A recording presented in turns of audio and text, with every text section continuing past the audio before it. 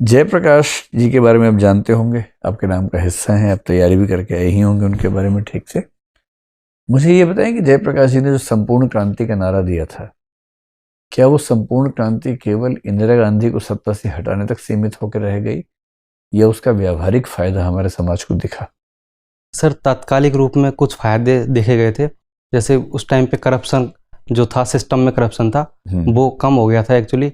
और ये उसका लगातार उसके बाद फिर करप्शन को लेकर प्रयास हुए हैं। तो ये कहना सर व्यावहारिक रूप से ठीक नहीं होगा कि सिर्फ किसी सत्ता के अगेंस्ट था, एक सामाजिक परिवर्तन के रूप में भी उसको देखा जाना चाहिए। क्या उस आंदोलन के समय उस समय के राष्ट्रपति भी उनके साथ मिल गए थे? ऐसा कुछ राजनीतिक इतिहास में संकेत मिलता है हमें?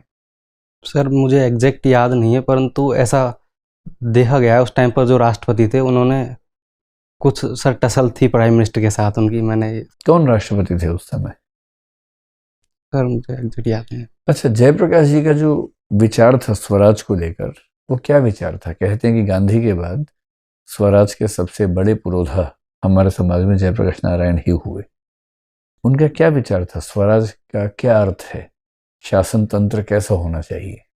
सर, जयप्रकाश नारायण जी जो कांग्रेस समाजवादी पार्टी से उससे जुड़े हुए थे और समाजवाद को जो समाज के स्तर पर जो है एक सामाजिक जो व्यवहार है, सामाजिक समानता है, उसकी बात उनको वो करते थे।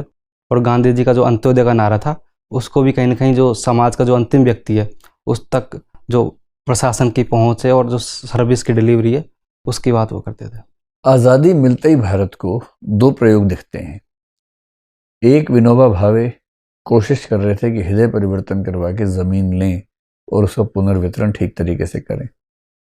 दूसरी तरफ हमें तेलंगाना के इलाके में श्रीकाकुलम में एक विद्रोह दिखता है जो कि नक्सलवाद की पृष्ठभूमि आप मान सकते हैं।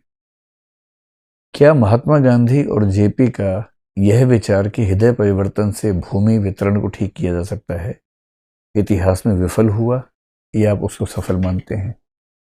सर, विफल कहना तो सर ठीक नहीं होगा, क्योंकि ये काफ़ी लगभग 7 लाख हेक्टेयर सर, अगर मैं डेटा सही है तो इतनी भूमि उन्होंने एक मिल गई थी उन्हें और भूमि डिस्ट्रीब्यूशन भी किया गया था। परंतु यह देखा गया जो बड़े जमींदार थे, बड़े कृषक थे, उन्होंने जो बंजर भूमि थी उसके थ्रू सर उनका दान किया था। तो इस वजह से, परंतु सर एक सामाजिक परिवर्तन की दिशा में एक अच्छा प्रयास था और गांधीवादी जो मूल्य है उनको प्रसार में सर इसका काफ़ी भूमिका रही थी। बहुत बढ़िया।